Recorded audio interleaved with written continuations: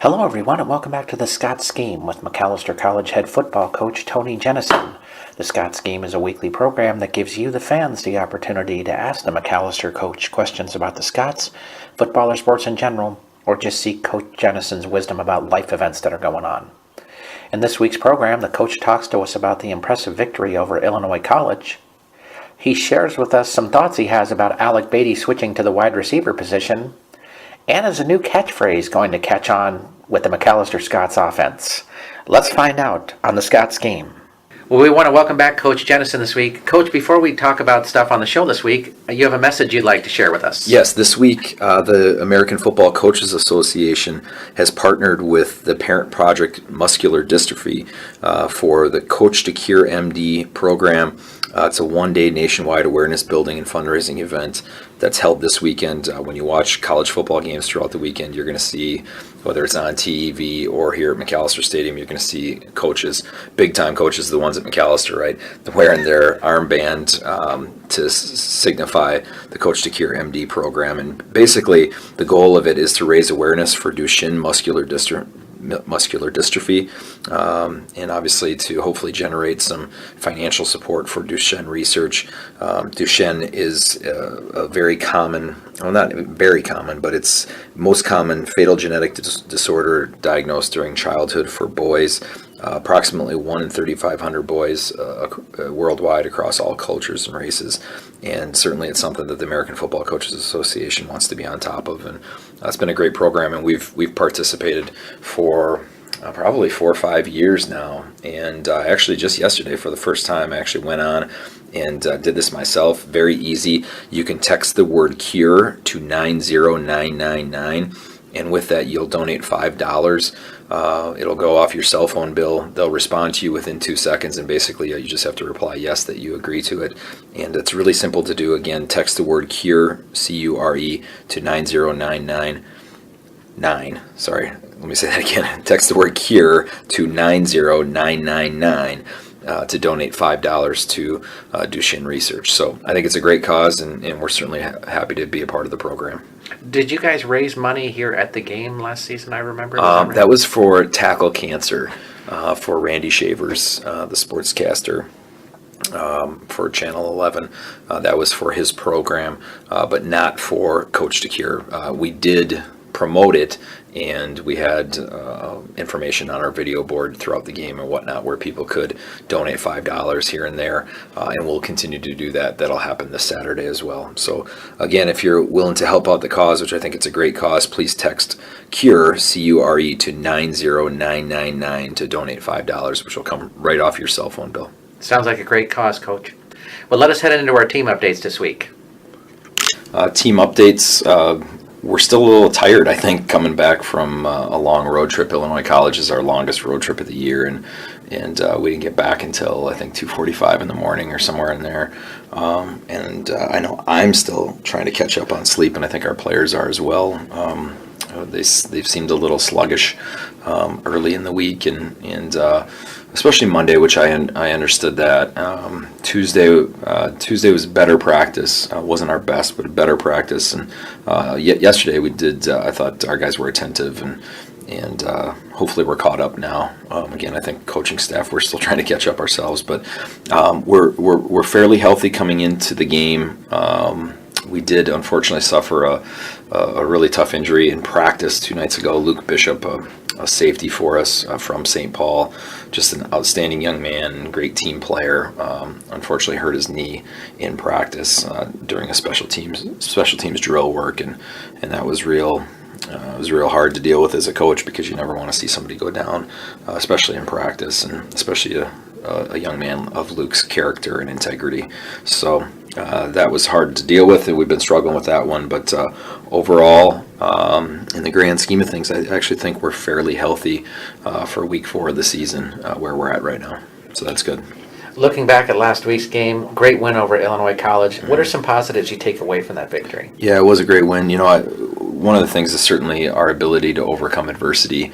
We're up 22 points, and that's something that we need to get better at when we are up like that, of basically ending the game, shutting them down on defense and putting another score and offensively, so that whatever team we're playing knows that basically the game's over. We're in charge, and there's no comebacks. Unfortunately, we've allowed that, and so that's something we need to improve upon. But I'm very pleased with the fact that we did give up a lead, and I think historically, when I first got here as a coach, if that were to happen, it felt like we lost all those games, and it feels like the last couple of years, instead of losing the lead in those tight games, we actually play better then and pick it up and pull out a win. And that's what we did this weekend. They tied up the game. Our offense went right back down, scored.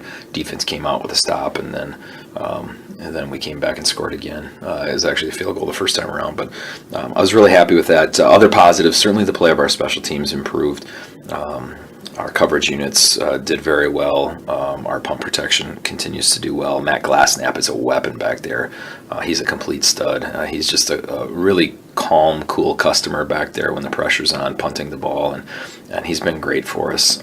He was outstanding. We nominated him for Special Teams Conference Player of the Week, and while he didn't have many statistics, I wasn't surprised he didn't get it because he didn't have the stats. I thought he was that important to the game, flipping the field position with his punts and whatnot. And Ben Haltmeyer had a great game kicking the ball too. Made the huge field goal at the end with the game tied, and 3-4 minutes to go in the game, whatever it was, and Ben lines up and nails a 41-yarder, which was really great to see. Ben's coming off a knee injury. He hurt his knee in the offseason last year towards ACL, and has been getting stronger and stronger and stronger, and it was really great to see him have that success and make that big kick for us. So definitely some positives. Obviously, another big one that everyone saw was the execution of our offense. Our offense really moved the ball.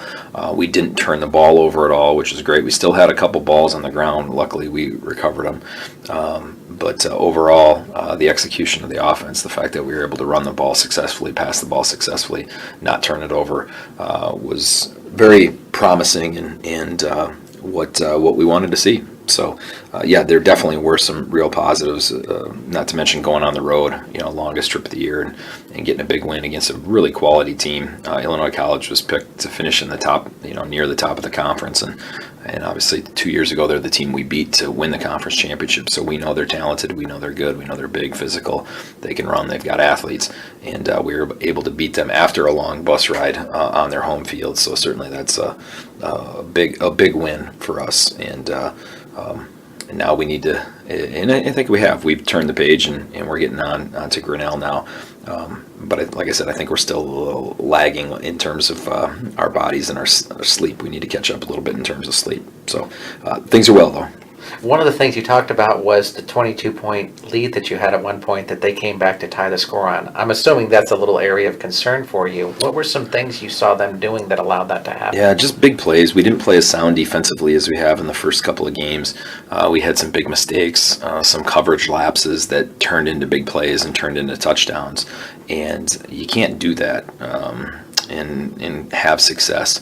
Now we had some guys that who made some of those mistakes who, they were younger guys or first-time players in certain areas, and they made those mistakes, and my hope is that they'll learn from those mistakes. That's obviously what we need.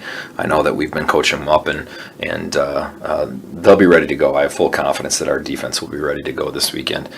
So again, I think it was a strange game in that there were times where we completely shut down their offense and they weren't moving the ball at all. But then all of a sudden they'd get a big play, and all of a sudden it's they're in 4-down territory, or they're in the red zone or whatnot, and that's something that you can't do.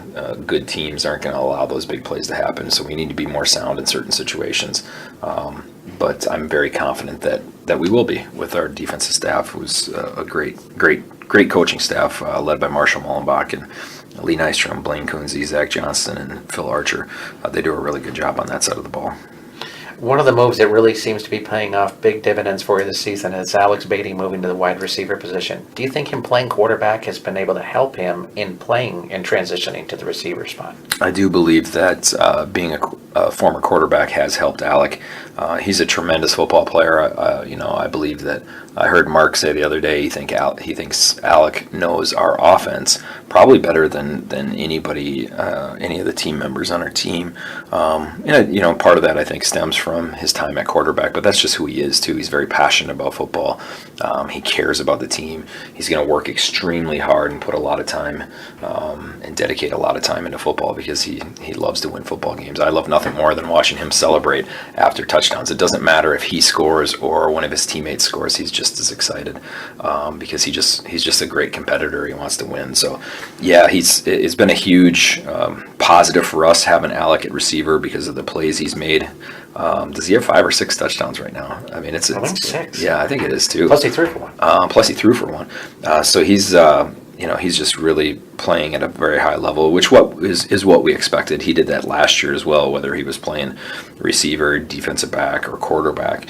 So it's no surprise to us. But to answer your question, yeah, I do believe that playing the receiver position, I think playing, just being a football player, having played defense, having played quarterback, it helps him understand the offense and where holes are in defenses. He's definitely a talented player and has really been a great leader on the offensive side of the ball. I think I said Alex, so I apologize. Yep, Alec, my mistake. After his play on Sunday, is Cody Petrich going to be the starting quarterback for Macalester Scots? On Saturday, right? Saturday, he's not. Hopefully, he's not playing for the Vikings or the Packers or anything like that. Cody is our starting quarterback going into the Grinnell week. Every week, players on our team need to prove that they want to play and that we can trust them and that they still got the skills. So Cody will be starting this Saturday against Grinnell, but certainly we have other quarterbacks too. Christian Adams is a talented quarterback that can make every throw on the field, and we're not giving up on him. And our hope that I know that Christian's not happy about not being the starter, but he was very supportive of Cody and has been a good teammate in that regard. Certainly not an easy situation for him to work through, but I know that he's gonna work hard and he's gonna continue to improve himself as well. And Johnny Bice is doing a really good job as a freshman. We really believe that he can help us down the road at that position as well. So Cody is the starter going into Grinnell, but after that, just like every other position on our team, it's kind of the same thing. You got to prove it, week in and week out. You welcome Grinnell to the Macalester Scott Stadium this weekend. Tell me a little bit about what's impressed you about the way that they're running their team right now. Well, I would say it goes back, ever since we've been playing them, which seems about 5 years now. We've been playing them, and they always play hard. And that's the one thing I notice. They don't have the largest roster out there, and they've got a smaller roster, but they play hard all the time. And we've always had really tough games with them. I remember our first couple of years when we played them, which is probably about 4 or 5 years ago now. We lost those games to them. They were tight, hard-fought games where we had leads, we lost leads, and games where we couldn't quite catch up to them, but we always lost those games to them. And then when we joined the Midwest Conference, we played them down there 2 years ago in our first year in 2014, and we were up 11, I believe it was 11 points at halftime, and they came out and got the ball first, drove all the way down, scored on us. We come out offensively next possession, threw an interception that goes back for a touchdown, and coming out of halftime, we were feeling pretty good about ourselves being up 11, and all of a sudden we're down in the third quarter, and we were down in the fourth quarter and had to come from behind to win that game. And last year, you look at last year's game, we scored on our opening drive. Our defense, I believe it was a 3-and-out, forced a punt right away, pretty deep in there, and they had a botched snap on the punt. We recover it down at about the 10-yard line or thereabouts. We score right away, and here we are. I think we missed the extra point if I remember correctly, but we're up 13 or 14 to nothing. 5 minutes into the game, and that's the same distance we were ahead of them at halftime as well. So they play very hard. They're very well coached. Jeff Peterson is a very smart very smart football coach. We go way back with Jeff. We talked to him once upon a time about potentially being our offensive coordinator years ago, when before he had gotten to Grinnell, and it, for one reason or another, it didn't work out. But he's a very smart football coach. Jason Martinez as well. We've known Jason, their defensive coordinator, for years because they run a similar type of defense that we do. So, always talking about defensive schemes with him, or seeing him at, different speakers that, are 3-4 speakers or whatnot, or different presentations. So we have a long history with him. Plus, we recruit against him all the time in terms of when people visit from distance, they tend to visit Grinnell and Macalester all in one shot because of the academic prestige of the school. So I've always been impressed with their coaching staff because they get the most out of their players and they really play hard. And that's something that if we don't match their intensity, good things are not going to happen for the Fighting Scots. So our players need to be ready for that. They're getting a great running attack out of Jacob Bernholtz and Chip Scott. How do you stop that attack? I sound like a broken record when you ask me these questions, but it's, again, just being sound. Playing as a defensive lineman, you're playing the gap that you're responsible for. You're staying square. As a guy on the edge, you're playing the edge. You're staying square. You're not letting anything bounce outside of you. And then linebackers obviously fill in their gaps and flowing to the ball and making tackles. But also in your secondary, force players who are there to, when the ball does come to the outside, they're there to force it back to their help, and obviously having great pursuit. So that is an area of concern of mine because they're very experienced up front. I believe their offensive line has all juniors and seniors. It might have one sophomore. But there's one sophomore starting right here. I'm looking at it. But other than that, it's juniors and seniors up front, not to mention senior tailback as well. So stopping the run, I think, will be critical against these guys because I think that they're pretty good at it. I want to say the running back last week, even in a loss, had well over 100 yards. I think it was close to 200, if I'm not mistaken, which is pretty darn impressive. So we need to do a good job of containing their running game, and obviously the way to do that is to be sound and be physical and to be consistent again, which is something that we weren't terribly strong at last week. So hopefully that will improve this week. The Grinnell defense hasn't really got a lot of pressure on the quarterback this season. How do you mentally prepare your team so that they're not kind of looking past a Grinnell and thinking, hey, we got an easy one going on here? To me, it's always about us. We don't try to focus a whole lot on the other team. Obviously, we're going to run their plays and try to simulate their offensive sets and what they do in the running game, passing game, and in the kicking game. But at the same time, I hope that our players are aware that it's all about us. It's all about the Fighting Scots. It's about how we prepare. It's about how we execute. It doesn't really matter who we're going up against. The challenge is still the same, and the challenge is to play to the best of our ability at all times. So, our coaches emphasize it, and hopefully our players understand it, but it's really all about our approach and how we play, because we can't control the other team. We can't control what they're going to do or how good they are or how deep they are, how big they are, how fast they are, any of that stuff, but we can control our attitude and our effort, and so that's what we're going to focus on. So hopefully our players understand that, and hopefully they're ready to go on Saturday. I think they will be. Heading to our fan questions this week, we first of all begin with Len from St. Paul. He says, it seems that 3 seasons ago your team won a lot of games late. This season you seem to be getting up early and then hanging on. Which kind of game do you find less nerve-wracking as a coach? Less nerve-wracking? There's no answer to that because they're all nerve-wracking. They're all stressful to me, and maybe that's the way I'm wired. I'm not really sure, but I'm a nervous wreck on Saturdays. I've told people this before that I don't necessarily enjoy Saturdays because again I'm trying to work and it's stressful for me to make right decisions and to lead our team in the right way. So they're all nerve-wracking. I think the only ones that aren't are ones where they end with a really lopsided score in the favor of the Fighting Scots. But even then, in the beginning, they're still nerve-wracking. They're still stressful to me. So there's no good answer to that. I wish that I could tell you that some of these calm me down a little bit, but I'm probably a good candidate for a heart attack one of these years. So hopefully that doesn't happen. We'll see. Yeah, I laughed when I read the question because I thought he was smart of him not to ask which one you enjoyed more, because I know you're not enjoying either one really. So I enjoyed afterwards when we win, but during I'm not so much. Our coaches, I yell at Coach Coonsey all the time on game days, and he's a great soldier. He gets it. He knows that that's kind of my time when I'm a little bit surly, and he never is upset with me, and that's what I love about him. But yeah, I quite honestly, I'm pretty mean to our coaches on Saturdays during the game, whereas throughout the week, I think I'm a pretty reasonable person and whatnot, but when Saturday comes, completely unreasonable. Completely. It's really kind of sad, but unfortunately, that's who I am. Michelle from Chicago would like to know, is it hard to review all that game film to find tendencies to be able to defeat a team?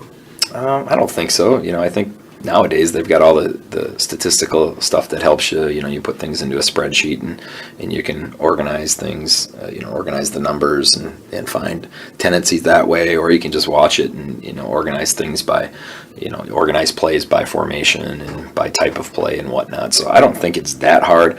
And really, yeah, we're looking for tendencies, but we also, try to find, as coaches, we try to find the, basically who the other team is. And that's one of the questions I always ask our coordinators. Who are they on offense? Who are they on defense? What do you think their identity is? Because I think trying to understand who they are and what they want to do is just as important as their tendencies. So no, I don't think it's that hard. And certainly the technology these days helps you. It makes it easy. I remember when I first became a coordinator, I would, watch all the games, and I'd have formation sheets up, and I'd have a formation sheet with basically each formation, and I would track runs and passes and types of runs, types of passes, and it was just a lot of writing on 4 or 5 sheets of paper. And nowadays everything is done basically on the computer. So times have changed a little bit, but it's still the same. You're still looking for who the other team is and what their tendencies are, like Michelle had said. So I don't think it's all that hard, but at the same time, I'm not doing that much anymore. Coach Mullenbach and Coach Davies handle all that stuff. I'm less interested in their tendencies and just want big picture stuff. So maybe I'm the wrong guy to ask too. Next up, we have a question from Chris. He says he knows, talking to a lot of parents, that they really love the passing game of the Fighting Scots. It is a great aerial show. As a defensive guy, are you embracing this style of offense? And if so, when the team goes up top now, can we say that they are Jennising it? No, you can't say that. If anything, you say it's a Davies thing. That's Mark. Yeah, Mark came to me last offseason and was very thoughtful in terms of the direction we wanted to go with the offense. And basically, we looked at our team, we looked at the talent in our team, with our quarterbacks, with our receivers. We have some really talented wide receivers. We talked about Alec Beatty earlier, and also offensive line too. We're not a huge offensive line that's typically gonna bull people and move them all over the place. And quite honestly, offensive line is the position on the team where we have the least amount of depth. We just don't have as many players there, and for whatever reason, it's always that way. We struggle to get offensive and defensive linemen here because of the selectivity of the school and whatnot. So based on who we are, we thought it might not be a bad idea to try to emphasize the passing game a little bit and do some different things there. And Mark really put a lot of work in the offseason to do some research and talk to people about different passing concepts and that type of thing. And I think it's paid off. It certainly did last weekend. But the first weekend against Carleton, there were times we looked good, times we didn't, and I think that's to be expected when there is kind of some newer parts to an offense. Obviously, we didn't look well against Hamlin. Well, at times we did. We put together a 90-yard drive. One of those drives against Hamlin, ended up not scoring on it. Lost the ball on downs, but so I guess there were times against Hamlin we looked better, but it really seemed to start clicking last week, and hopefully that will continue. Certainly, we're going to go up against defenses that are going to give us fits at different times because of what they do. But overall, yeah, I've been pleased with the progress we've made and that we've gotten better every week in terms of our offense. But really, again, it's all Mark Davies and what he's done to build a stronger passing game here, which is an area, quite honestly, that I don't know that we've been very prolific at in years past. So it's good to see that, we're able to throw the ball with a little bit more success, or we have been this year, and hopefully, again, that continues. Next up is Mark from St. Paul, who'd like to know what you thought happened to the Twins this season. Are they still playing? I didn't know. I think like 3 more weeks. Oh, my Lord. Once August hits, the baseball season's done with me. And quite honestly, July was a wreck, too. So I get really fired up about baseball in March and April with the start of it. But once football hits, I really don't pay any attention. I don't even have cable at home, so I didn't watch the Twins. I could tell you that I didn't watch one game all year on a TV. I went to a couple maybe early in the season. We took our staff to one late, in the middle of the summer or whatnot. But unfortunately, I don't get to see many of the games. So in terms of what happened to him, I really have no idea. My guess is that their pitching isn't as solid as maybe some other teams. I don't know what their statistics lined up this year. I know last year they hit the ball pretty well, but it seems as though that certain individuals on the team aren't necessarily hitting the ball as well as they need them to at times. But again, I'm really the wrong guy to ask because it's football season and I really have no idea what happened to the Twins this year. So sorry, Mark. No cable. Unbelievable. No. I like I said, I don't have cable. I don't have friends. I've got a football team and 4 kids, and even then, I still don't have. I don't feel like I have time on my hands. So if I paid for cable, it would be a waste of money because I don't really watch TV anyway. So. Anyway, that's that. So our last part for this week, why is it great to be a Fighting Scot? It's great to be a Fighting Scot because we're 2-1 right now, and we're excited to be at home for a game after a long road trip last week, our longest one of the season. We're excited to be home and hosting Grinnell, who's very well coached. They play hard. But I feel as though the Fighting Scots are going to give their best effort and treat this like a business affair, come out and get to work and hopefully make another statement this weekend. So that's one reason it's great to be a Fighting Scot. Another reason it's great is we got our 10th commitment for recruiting the other night, which is unbelievable. Typically at this time of the year, we have 0 to 1 before the season. Maybe at this point of the year, maybe it's 1 or 2 on average commitments at this point. And right now we have 10 young men who have committed to us, saying that basically they've made all their visits. They know Macalester's their top choice. They're comfortable with the financial component. They're applying for early decision 1, and they want to be a Fighting Scot. So that's also great news because certainly we feel as though good things are happening around here, and it's starting to show, and people want to be a part of our football program. So we're excited about that. Are some of those 10 offensive linemen that you've been responsible for? You know what? I don't think any of them are offensive linemen. I'll have to look back at the board, which I don't have it in my office. We have it in James Rosenberry's office. Unfortunately, I don't think any of them are offensive linemen. But we do have some good players in there. I'm trying to think right now. I know we have one young man that we've labeled as an athlete. We're not really sure if he's a defensive back, running back, maybe receiver. A couple defensive backs in that group. I believe a couple linebackers, a couple inside linebackers. I believe one outside linebacker, and maybe one defensive lineman, if my memory is correct. One wide receiver, maybe it's 2 wide receivers, I can't remember. Anyway, so they're a little bit spread out, but unfortunately no offensive linemen at this point, which again, it seems as though it's par for the course with us. We really struggled to get offensive linemen, and it's just, there's not as many out there to recruit, I don't think, in terms of the high-end academics, the really strong grades. I've always had a philosophy that those guys that play on the line, they don't have as good of an experience growing up in youth football and high school football because they don't get to touch the ball. They're kind of forgotten about. They don't get any glory or anything like that. And quarterbacks are a dime a dozen. We have more quarterback recruits probably than offensive lineman recruits that end up applying. And we don't need 5 quarterbacks. We don't even need 3. You need a couple. We have taken more over the years because we've learned that quarterbacks can turn into wide receivers or defensive backs, or Sean Hayes, who's an starting outside linebacker for us now. So we're certainly not afraid of that, but it would be nice to balance it out at some point and get more offensive linemen. But it's again, I think the offensive linemen that have the really strong grades have a lot of options nationally, and there's not as many of them. So we always struggle in that regard. But trust me, we're working to change that. Working pretty hard to change it, quite honestly. Excellent. Thanks for joining us this week, Coach. Thanks, Rob. Appreciate it. So welcome back to the Scots Scheme. We have quarterback Cody Petrich with us this week. Cody, big win over Illinois College. Tell us a little bit about the keys you thought for the team's victory. I think we came into the game with the right mindset. We weren't necessarily favored by any means, but our guys kind of embraced that underdog role and got after it. Illinois College is a very physical team, big guys, and might beat us in a lifting competition if we ever got around to it.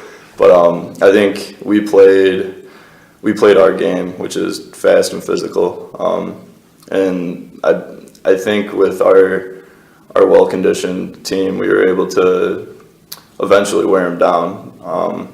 I think there was a little lull in the second quarter, offensively and defensively, but we were challenged by Coach Jennison during half, and we definitely answered that call. So, Put up 45 points in offense. Quite a number out there. You had a nice game for yourself. I think you threw for 298 and 2 touchdowns. What were some things out of this game that you said, wow, I'm taking away this as a key factor for myself? The thing that stands out to me is 7 for 7 in the red zone. Whether that be a touchdown or field goal, we got to have points when we get down there. I believe we had pretty good, I want to say we had somewhere around 30 first downs. And that just means that we were moving the ball.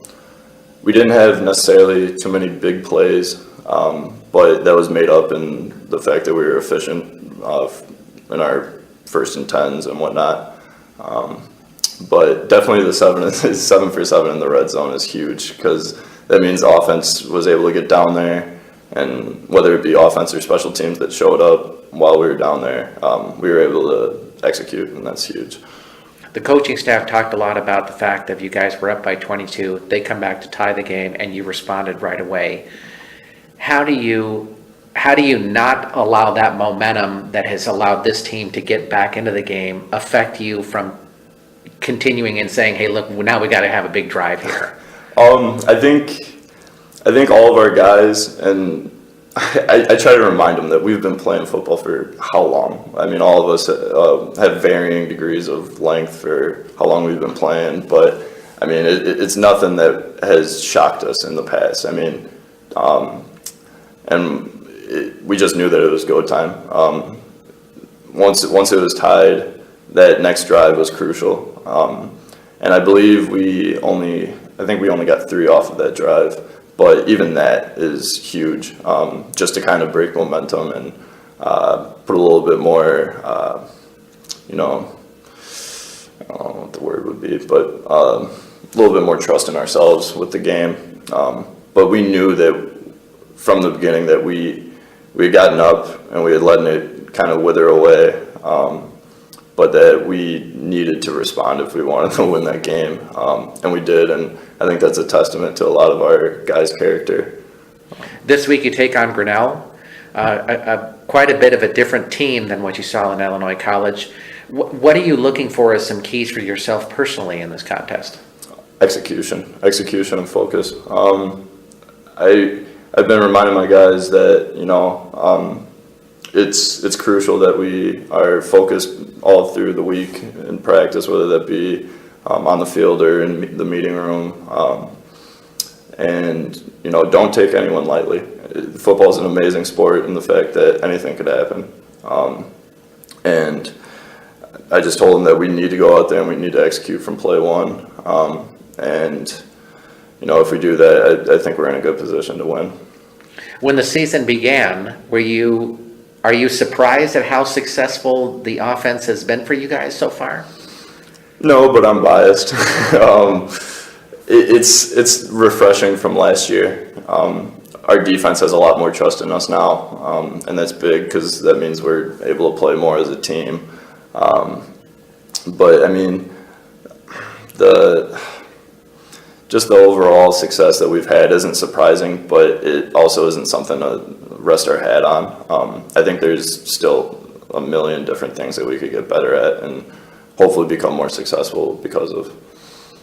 For fans out there listening to the show, tell us a little bit about Cody Petrich.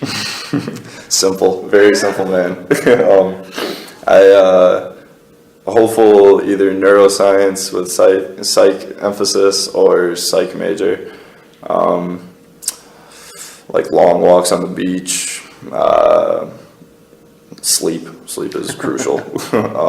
You don't get a lot of that here right now, I take it. No. But it's just trying to. Couldn't really tell you too much about myself. I enjoy the guys that I'm around, and I'm definitely enjoying Macalester as we approach more stressful times in the academic year. I got to tell you, a lot of people probably wouldn't have thought you'd come to Macalester for sleep and the beach. I can tell you that. Our last part for us today, Cody, is why is it great to be a Fighting Scot? Passion for the game, passion for each other, and I would say just the love all around our team, whether that be for the game, for our teammates, or for things that we're doing off the field. We're all a very passionate group of individuals, and when you put that together, I think it's dangerous. That's great, Cody. Thanks for joining us this week. Thanks for having me. We want to thank Coach Jennison for joining us on the Scots Scheme this week. If you have your own questions you'd like to ask the Macalester coach, please send them to us at TonyJennison@minorleaguesportsupport.com. That's TonyJennison@minorleaguesportsupport.com. Please have your questions to us by Wednesday evening so we can give the coach a little time to review them before we record the show. I'm Rob Pannier, the managing editor of the Minor League Sports Report.